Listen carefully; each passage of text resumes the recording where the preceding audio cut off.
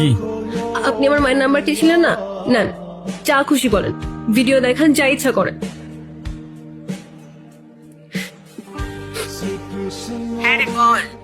Hello aunty, আসসালামু আলাইকুম। আপনি কে? এটা তো আয়শার নাম্বার, ওর কিছু হয়নি তো? আরে না না আন্টি, ওর কিছু হয় নাই। আন্টি, আয়শার ব্যাপারে আপনাকে কিছু কথা বলার জন্য কল দিলাম। হ্যাঁ বলো। আন্টি, আপনার মেয়ে তো অসাধারণ একজন মানুষ।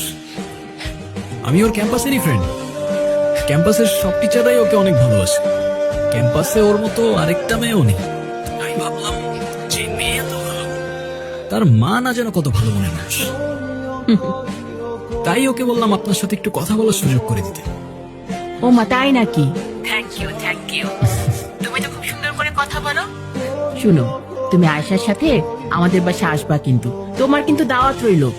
ঠিক আছে আন্টি, আসবো ইনশাল্লাহ। ভালো থাকবেন আপনি। আল্লাহ হাফেজ। কথা বলো। হ্যাঁ মা। ছেলেটা কি দেখতে, কি অনেক সুন্দর, হ্যান্ডসাম নাকি খুব? কি মা, তুমি আবার কি শুরু করলা? আরে বল না। দূর মা, আমি এত কিছু বলতে পারবো না। আমার বাসায় আসতে সন্ধ্যা হবে, বাই।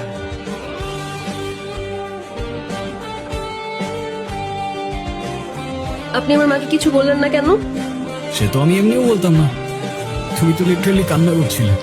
আমি তো নিজেও বুঝতে পারিনি তুমি এতটা ভয় পেয়ে যাবে।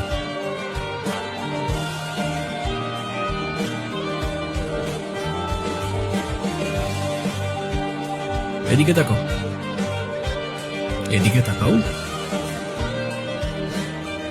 তুমি তো জানো তুমি ভুল না, রাইট? বলো, রাইট অর রং? রাইট। তো তুমি নিজে যখন জানো তুমি রাইট, তোমায় যে যতই ব্ল্যাকমেইল করুক না কেন, দুনিয়ার কাউকে তোমার ভয় করার প্রয়োজন নেই। কি বুঝছো? জি বুঝছি স্যার। কি বুঝছো?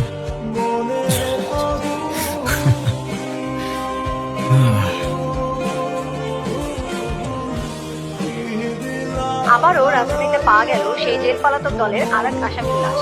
শিবপুর সেতুর নিচে এক গরমটা জেলে কমা সকালে না, মাছ এমনিতে ধরতে কালকে গিয়ে ঘুমাইতে পারিনি, ঘুমাইতে দে। ভাই জানা গেছে উঠো না ভাই, আগেও উঠো। লাশ পাওয়া গিয়েছিল। বুঝতেটা কি? নিউজটা একবার দেখো, উঠো। পুরো বিষয়টি কি কাকতালীয়? এর পেছনে লুকিয়ে আছে কোনো বড় রহস্য। এখন পর্যন্ত তাদের কোনো পরিচয় পাওয়া যায়নি। পুলিশ